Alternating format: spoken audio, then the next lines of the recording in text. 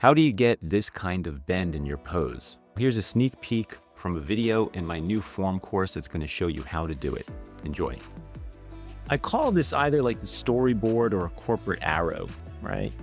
Maybe some of you that are into storyboarding may have seen this, or it even looks like a restaurant sign, right? And I'm going to draw it three-dimensionally. I'll put the center in here so it gives me an idea of where the point is. And I want to make this distance and this distance about the same. And then I can connect the dots, right?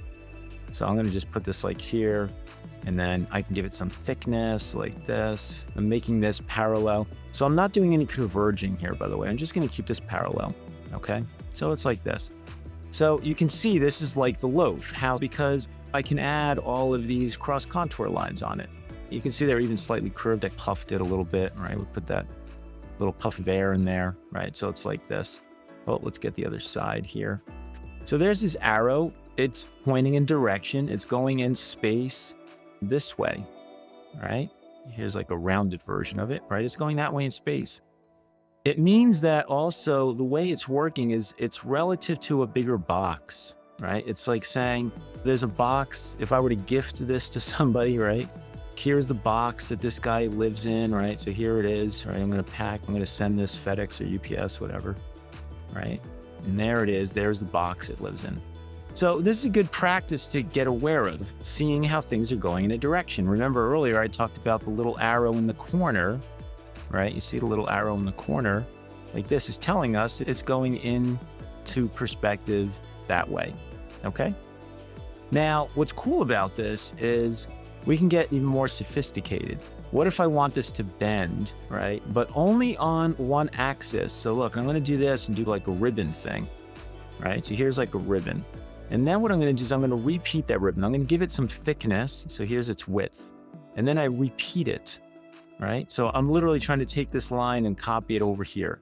And every time I get to a curve, an apex like this, right, I want that width to show up again. This width over here, right, needs to show up again and again. Every one of these curves, it's got to show up like this.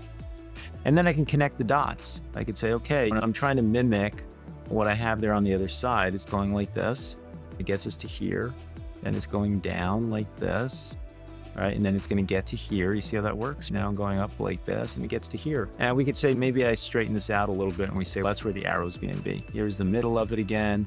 I create the center of it, the curves. Here's the perspective it's on, right? So it's something like this.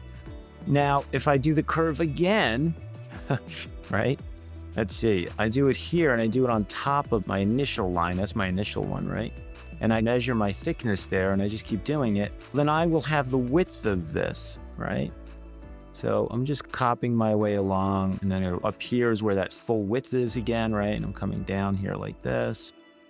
All right, and then this comes all the way back here like this, and there it is again.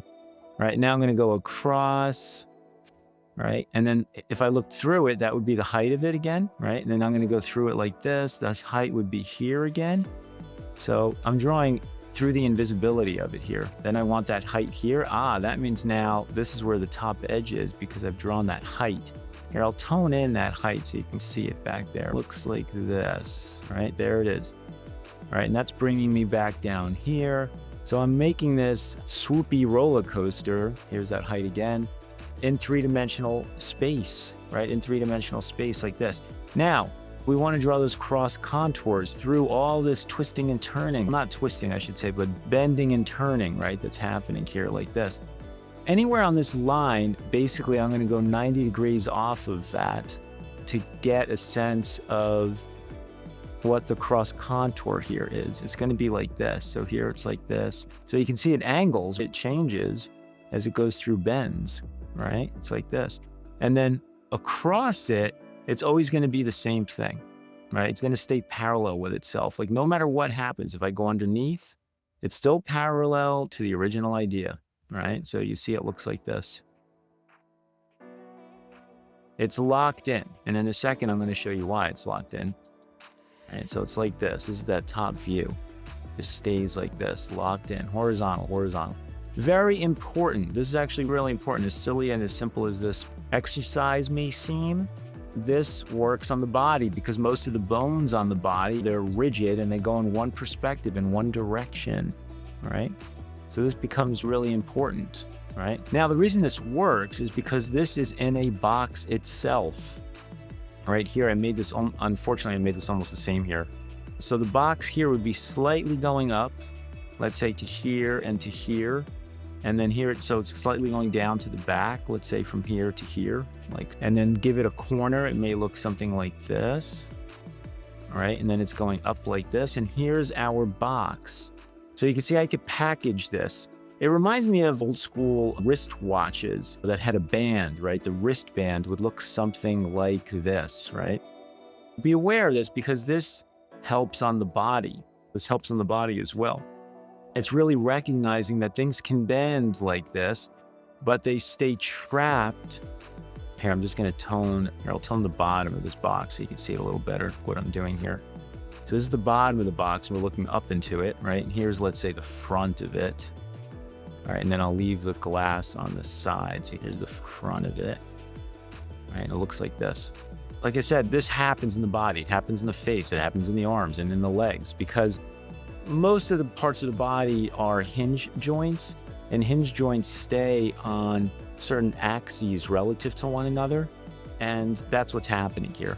So I wanted you to be aware of one axis of perspective always stays the same. It's the other axis that changes based on the bending, right? Based on the bending here. So this one will change. The other one is consistent, right? It was consistently this angle throughout the entire thing because it's all really living in the same perspective box. Okay, I'll see you soon. Hit subscribe because I'll be showing more tips and tricks on how to draw with force and form. And if you have any comments or questions, just leave them below.